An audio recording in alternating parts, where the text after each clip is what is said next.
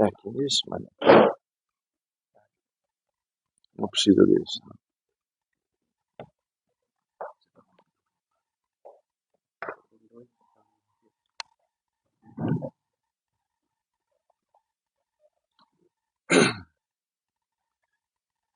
Queridos irmãos e irmãs, que Jesus nos abençoe. É com muita alegria que nós estamos aqui, uma vez mais, em Conquista, nessa casa, na companhia de nosso Emmanuel e todos os nossos irmãos que fazem parte desta família espiritual. Queremos cumprimentar a casa, o trabalho que aqui vem sendo realizado há 4 décadas, há 40 anos, que Jesus continue abençoando esta casa e abençoando todos os seus trabalhadores. Aqueles que por aqui já passaram, estão passando, e aqueles que ainda haverão de chegar. O Evangelho nos traz uma lição primordial. Todas as lições do Evangelho segundo o Espiritismo são primordiais, mas, sem dúvida alguma, o egoísmo ainda é o maior desafio a ser vencido por todos nós, a ser vencido pelo Espírito na Terra. Emmanuel, que ditou esta página, vamos repetir apenas pequeno trecho. O egoísmo, esta chaga da humanidade, deve desaparecer da Terra, porque impede o seu progresso moral. É ao Espiritismo que cabe a tarefa de fazê-la elevar-se na hierarquia dos mundos. O egoísmo é, portanto, o alvo para o qual todos os verdadeiros crentes devem dirigir suas armas, suas forças e sua coragem. Então, de fato, o egoísmo, que é responsável por inúmeras mazelas espirituais, por inúmeras imperfeições, porque o egoísmo, ele se transfigura em muitos outros vícios e ele aparece na raiz de quase todas as nossas mazelas, para não afirmarmos que é a raiz de todas as nossas imperfeições morais. E o Espírito benfeitor afirma que nós devemos eleger o egoísmo como adversário a ser vencido, a ser superado. O egoísmo, vamos assim dizer, é que nos coloca sempre no centro de todas as situações. Nos coloca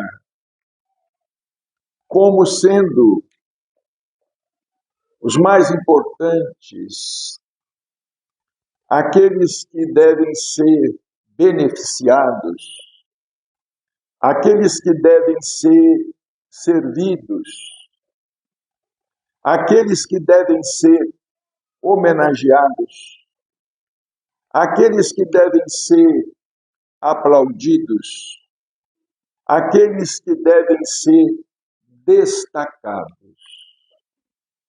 De fato, é muito difícil a luta que o espírito trava contra o egoísmo, porque superar o egoísmo significa, em última análise, vencer a nós mesmos, vencer a nós próprios, em última análise. E nós não estamos na Terra para qualquer outra luta. Nós estamos na Terra para essa luta principal, vencer o egoísmo, esse sentimento, essa adoração a nós mesmos, que pode também ser chamada de egolatria. O egoísmo está tão radicado em nós, está tão presente em nós, que muitas vezes ele aparece sem que nós consigamos identificá-lo. Nas menores situações, em família, no trabalho, na vida social, o egoísmo nos impede de avançar. E é por conta deste egoísmo que nós temos voltado à Terra sucessivas vezes. Em O Livro dos Espíritos, Allan Kardec pergunta de que maneira nós podemos combater o egoísmo de forma eficiente. Os Espíritos responderam com duas palavras: pela abnegação. Abnegação significa negação de nós mesmos. Vejamos como é difícil. Porque nós estamos, no princípio, podemos dizer, nós estamos dando os primeiros passos em nossa jornada espiritual. O Espiritismo tem nos auxiliado muito nesse sentido. O Espiritismo tem nos esclarecido muito, porque antes nós combatíamos exteriormente, lutávamos para superar o próximo, para vencer o outro. A nossa luta sempre foi para vencer o outro, deixar o outro para trás, progredir mais, obter maior destaque. E nós não medíamos consequências para tanto. Nós sempre fomos capazes de prejudicar o próximo com consciência. Sempre fomos capazes, às vezes colocando em destaque as suas faltas, as suas imperfeições, às vezes mentindo, caluniando, injuriando, porque o nosso objetivo sempre foi vencer o outro, vencer o próximo. E vejamos, tal acontece até mesmo entre nós, adeptos do Espiritismo. Porque para nós, o Espiritismo é uma escola nova. é uma escola nova, na revivescência do Evangelho. Chico dizia que 2000 anos para os propósitos do Evangelho de Jesus junto à humanidade é uma fatia de tempo muito estreita. 2000 anos, dizia Chico. Vamos presumir que nós tenhamos conhecimento do Evangelho do Cristo, pelo menos há 1000 anos. Talvez não 2000 anos. Mas é possível que nós tenhamos, pelo menos, manuseado o Evangelho há várias existências. É possível que também em nossas idas ao mundo espiritual, porque o Evangelho também é estudado no mundo espiritual, nós fazemos uma ideia muito equivocada a respeito da vida além da morte. Como nos fala o doutor Inácio Ferreira, o espírita, às vezes, ele ainda pensa com a cabeça do católico. Não faz muito, nós estávamos dentro da igreja. Não faz muito, nós estávamos acreditando na existência de céu, inferno e purgatório. Talvez estivéssemos até dentro da religião protestante, da igreja reformada, crendo no juízo final, na ressurreição dos mortos, no dia do juízo final, com alguns passando à direita e outros passando à esquerda. Muitos de nós efetuamos a leitura dos livros de André Luiz, que são extraordinários e reveladores, e ainda não os entendemos. Fazemos, por exemplo, a leitura de um livro como Nosso Lar. E imaginamos que tudo, além da morte, seja igual ao que André Luiz descreve em Nosso Lar. Nós temos uma amiga, uma senhora portuguesa, Dona Julieta Marques. Ela já está com os seus quase 90 de idade. Mas nós nos recordamos de que certa vez, vinda ao Brasil, porque ela já visitou o Brasil algumas vezes, ela disse em uma palestra, ela havia se tornado espírita e estava estudando as obras de Allan Kardec. Ela começou a ler Nosso Lar. E ela falou na palestra que quando ela começou a ler Nosso Lar, ela não conseguiu ir adiante, porque ela disse assim, não é possível, é uma obra de ficção. Trata-se de uma obra de ficção. Não é uma obra verdadeira. E diz ela que levou 10 anos para depois voltar a ler Nosso Lar. E aí, então, compreender o que André Luiz estava dizendo.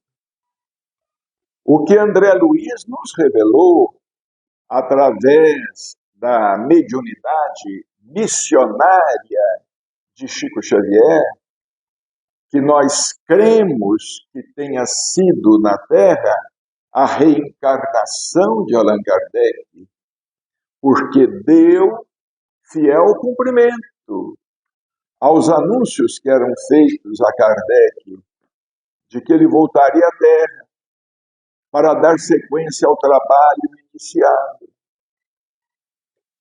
E quando ele voltasse à Terra, seria em condições de trabalhar desde cedo.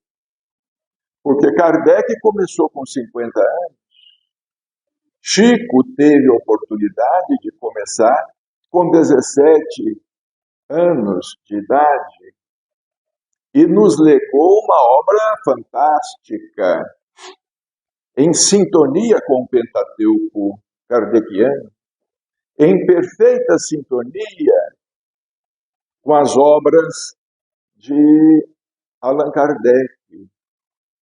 Então, o egoísmo, sem dúvida, é um adversário que precisa, que necessita ser vencido através da abnegação, negação de nós mesmos.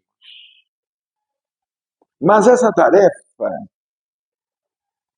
esse trabalho da abnegação, da negação de nós mesmos, ele se torna até certo ponto complexo, por conta do instinto de conservação. Porque todos nós trazemos, desde os reinos inferiores, o chamado instinto de conservação. Lutamos pela sobrevivência, lutamos para ser o mais forte. Vejamos os animais, porque nós já fomos princípio inteligente. Nós já estagiamos na irracionalidade. A alma dorme na pedra, sonha no vegetal, agita-se no animal, acorda no homem e sublima-se no anjo. Nós já estagiamos na irracionalidade. Depois de algum tempo, nós conquistamos a possibilidade do pensamento contínuo. Ou seja, nós conquistamos a láurea da razão. E com a conquista da razão, passou a existir o karma. Os animais não possuem karma, mas quando o homem alcança a razão, ele passa a ter karma, porque aí ele tem a possibilidade da escolha. Aí começa a funcionar também o seu livre-arbítrio. Nos animais predomina o instinto fortemente, o instinto de conservação. Os animais lutam pela sobrevivência, eles caçam todos os dias. Eles sabem que se eles não devorarem, serão devorados. E nós trazemos conosco, ainda trazemos conosco, esses resquícios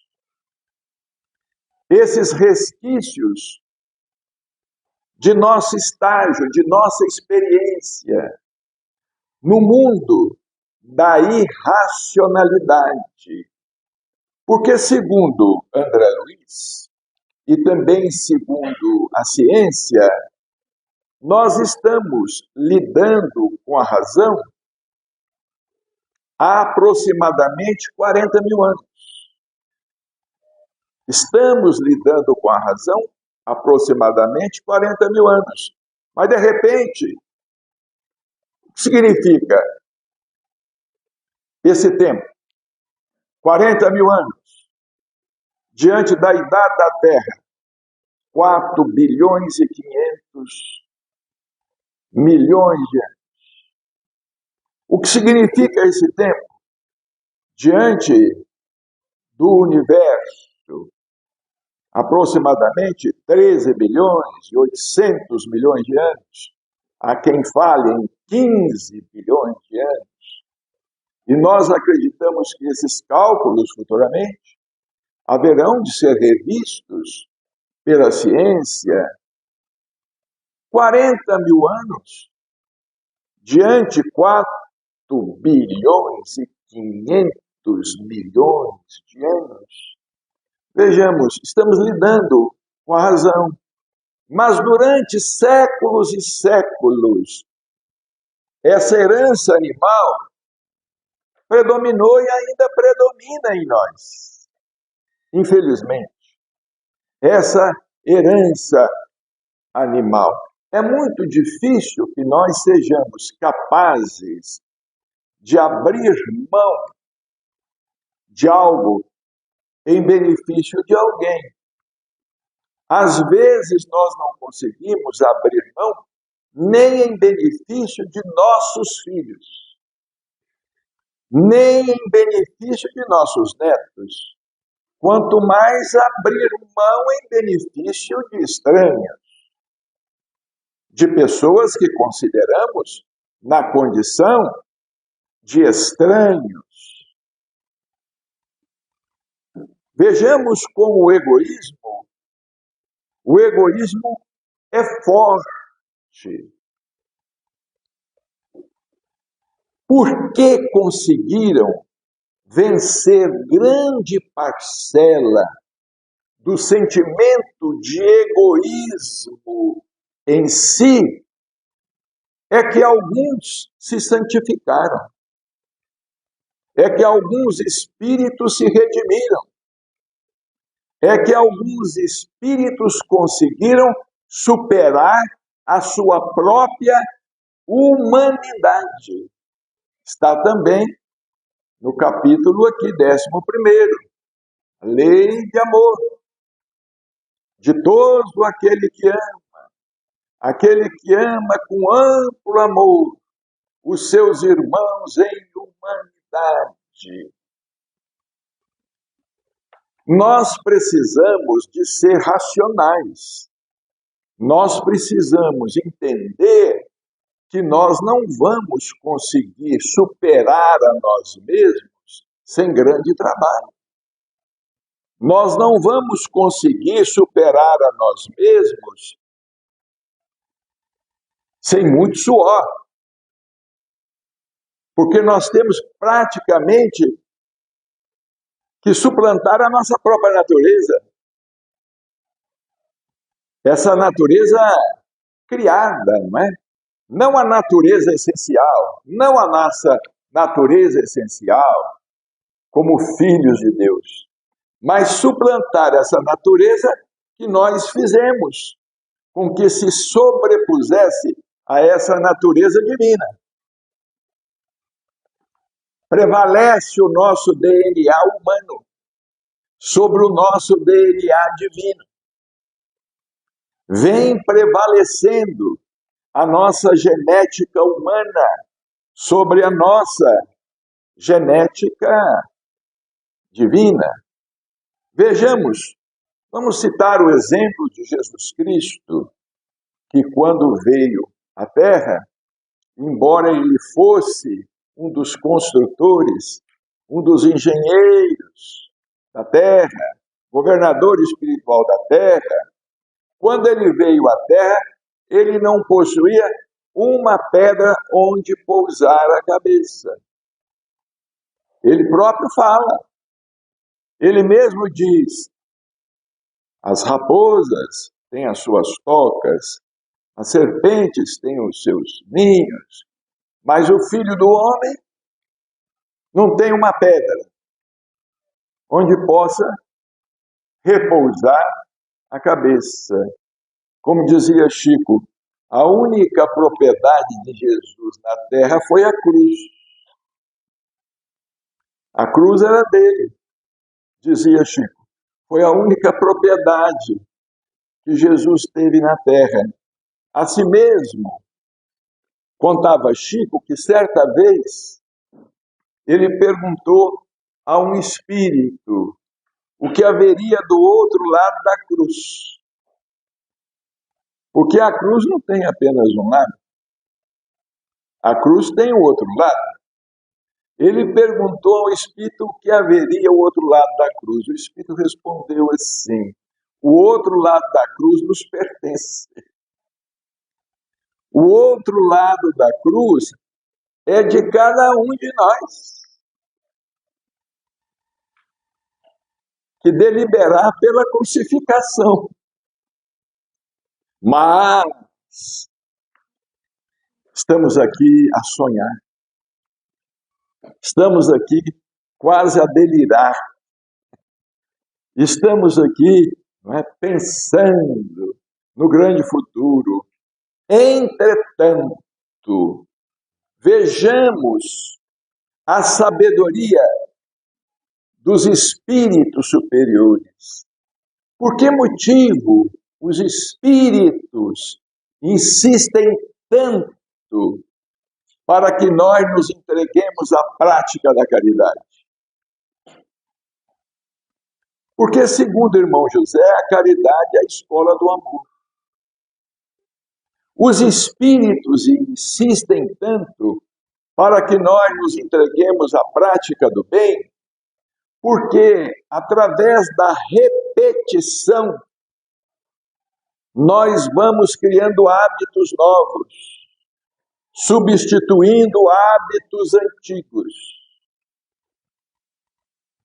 Vamos criando novos hábitos, como nos fala Emmanuel no livro excelente Pensamento e Vida. Nós vamos criando novos hábitos. Porque Jesus trouxe à Terra, segundo Emmanuel, um figurino moral para ser copiado. Através da caridade, da prática da caridade, da doação simples, nós começamos doando do que nos sobra. Depois, doando o óbolo da viúva, que doou do que a ela iria fazer falta. E depois, no outro estágio, doando de nós mesmos. Doar de nós mesmos é muito difícil. Doar do nosso tempo, doar da nossa paciência, doar junto a um doente. Às vezes achamos difícil até ficar ali, junto a um familiar que está acamado. Brigamos. Não, mas eu não vou dormir hoje, dormi ontem. Ou eu não vou dormir, eu tenho que fazer, dorme você. Nós conhecemos uma família em que um dos integrantes disse assim aos demais irmãos: não contem comigo. Não contem comigo. Eu não posso, não contem comigo. É por isso que os espíritos nos falam que nós temos que começar através da prática da caridade, das coisas menores, das coisas mínimas que nós já conseguimos nos libertar. Há muitos anos atrás, nós dávamos aula de filosofia para os meninos de quarta série, quinta série, sexta série, sétima série, oitava série. E nós estávamos lá falando em uma aula sobre esta questão do apego e do desapego, que é uma questão também muito difícil, né? Aí nós resolvemos brincar com um aluno que estava perto, ele estava com um relógio. Aí eu disse assim: nossa, mas que relógio bonito. Dá esse relógio para mim.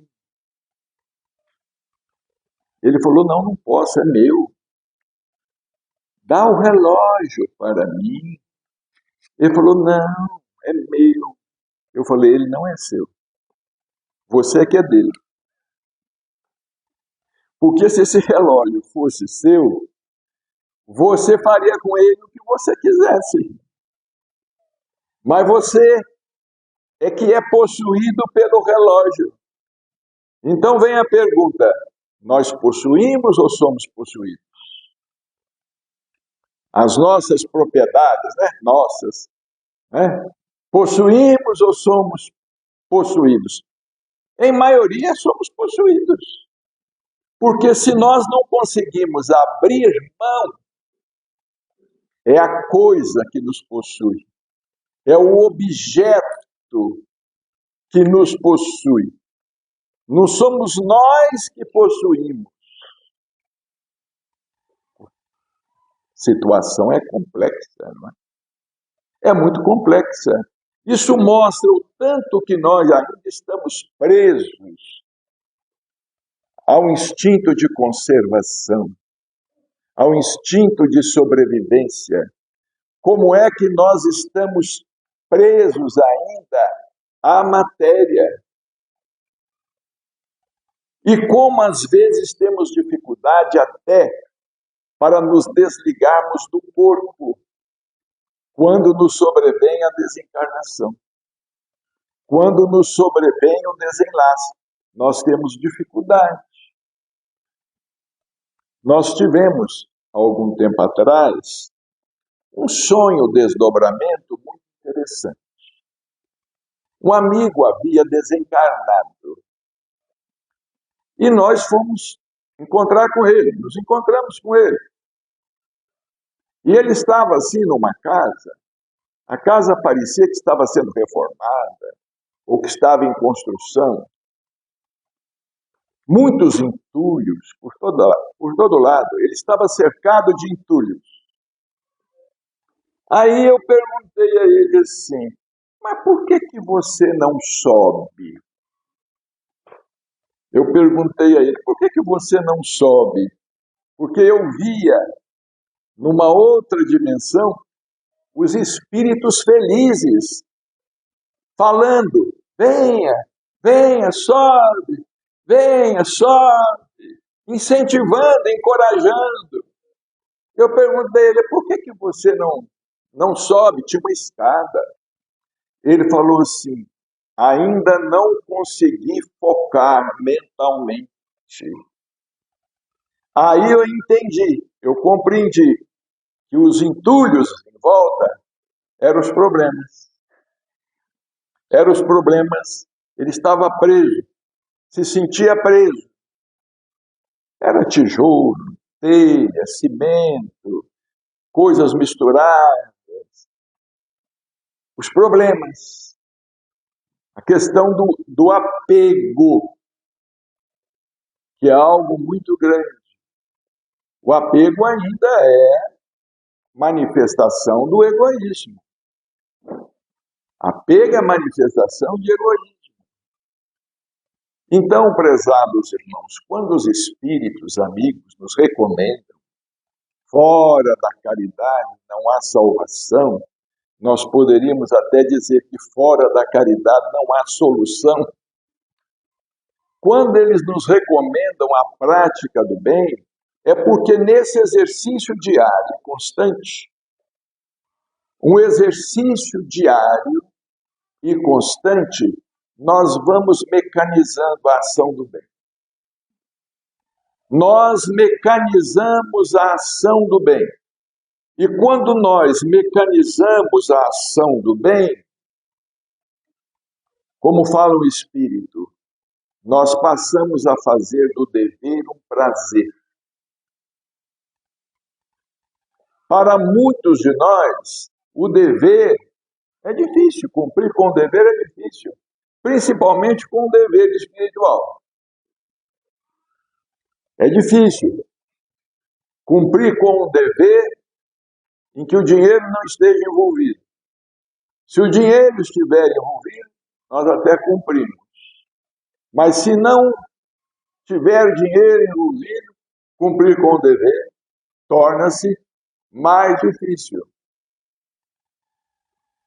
Na prática do bem constante, coisas pequenas, dar um pão a alguém, parar para dar uma informação, uma moeda a quem está lá no sinaleiro pedindo, auxiliar a campanha do quilo com alguma coisa, vasculhar o guarda-roupa para tirar lá de dentro o que está mofado. Como diz um amigo nosso, né? Às vezes nós destinamos a caridade o emprestável.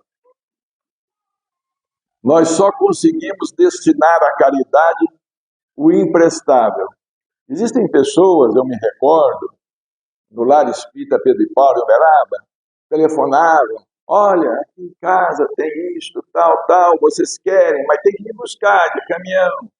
Nós chegávamos lá, era quase que um lixo. Tinha que pegar e jogar fora. Na verdade, estava querendo uma limpeza no quintal. De graça. Uma limpeza no quintal de graça. Tem muita gente que age assim. Muita gente que age assim. O Chico certa vez falou assim: eu conheço pessoas que têm 40 pares de sapato. Para que se não tem 40 pés? Para que 40 pares de sapato? A gente olha, um par de sapato que não usa mais, tem dó. Vejamos, nós sentimos dó das coisas materiais. Nós temos pena de nos desfazer daquilo. Ah, mas mamãe gostava tanto desse vestido. Mamãe desencarnou tem 30 anos. Mas gostava tanto desse vestido. Ah, mas me traz tão boas recordações. Esse objeto me traz tão boas recordações. Eu sinto que tem vibrações boas. E deixamos ali o objeto. Vejamos como essa questão do desapego não é fácil. E quando a gente ouve, os nossos ouvidos doem. O espírito sente dor. E tem gente que chega a pensar assim: mas por que ele não faz o que ele está falando? Por que está falando para mim? Estamos falando para todos nós. Para nós também não é fácil. Para nós que estamos aqui falando, é difícil também. Para nós que estamos aí nas atividades, também não é fácil, não. Mas a caridade é uma escola. E nós vamos aprendendo devagar, não apenas em uma única existência. Nós vamos ter que voltar aqui. Quando eu me recordo, por exemplo, de Dona Aparecida, do Hospital do Fogo Selvagem, conhecemos Dona Aparecida, trabalhamos lá no hospital durante muito tempo, no Hospital do Fogo Selvagem, íamos lá sempre, toda semana, íamos lá, e ela nos contava a luta dela. Quando nós pensamos que ela, por exemplo, tinha que levantar às 3 horas da manhã para dar banho nos doentes, porque os doentes tinham que tomar banho de madrugada, antes do sol nascer, porque eles já sentiam tanto calor, a pele queimava tanto, fogo selvagem, que eles tinham que tomar banho de madrugada. E quando ela terminava de dar banho em um deles, na bacia, às vezes, a água estava toda vermelha. Quando nós pensamos nela, muitos dizem assim: Dona Aparecida era muito brava, era muito enérgica, ela falava o que pensava, ela podia fazer o que ela quisesse. Ela podia fazer o que ela quisesse, porque o que ela fazia também ninguém fazia. Ninguém tinha coragem de fazer. Levantar às 4 da manhã, dar banho naqueles doentes que estavam desmanchando, besuntá-los todos de pomada, vesti-los com uma roupa muito fina, para não grudar na pele, porque se a roupa grudasse, quando tirava a roupa, a pele saía junto.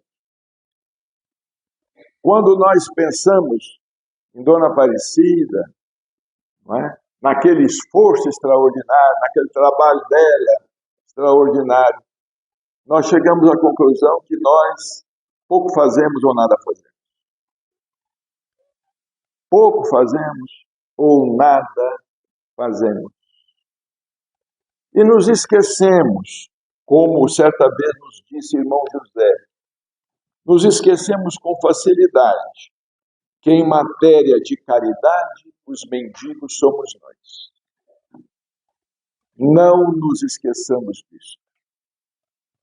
Em matéria de caridade, os mendigos somos nós. Que trabalho bonito! Nós, às vezes, falamos às pessoas. Que trabalho bonito você está realizando. A pessoa se sente inflamada, não é? Mas é trabalho bonito, principalmente em favor dela mesma, daquela própria pessoa, em favor dela mesma. Nós estamos trabalhando em nosso próprio favor. Que Jesus nos abençoe, nos auxilie e que nós continuemos a ter forças para devagar ir vencendo o egoísmo, que de fato é um monstro, é uma chaga, como diz o Evangelho, que vive dentro de nós e sempre nos puxando para a terra. E os que já estão lá em cima nos chamando, vem, sobe, vem. E a pessoa com quem sonhamos não conseguia. A escada estava próxima, não conseguia subir um degrau sequer. Muita paz e que Jesus abençoe sempre esta casa.